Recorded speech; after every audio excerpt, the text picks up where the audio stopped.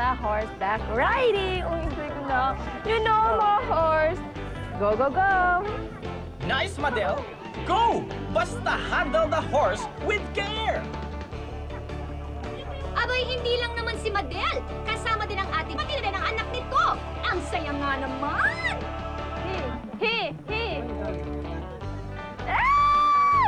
Hey! Honey! Yes! Oh, ang nice naman. Alam niyo, ang pangalan niya, Honey.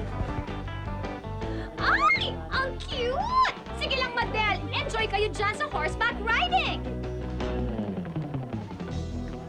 I enjoy my day off, really, as in. Abay, syempre naman, dahil ang day off na ito ay para sa iyo at sila Ate Puka talagang sayang-saya sa kakaibang moment na ito. Kamusta naman ang experience niyo sa pagkangangabayo? Yes, excited po. Ang saya. Masaya? Natakot kayo? First time yung upo po, talagang nakatakot. O kasi parang tabingi kayo, di ba? Kapag naglalakad parang gumaganon-ganon. Samantala, kamustahin naman natin si Pekto. Pekto, kamusta ka naman dyan? Sana nakakayanan mo pa ang paggiling-giling.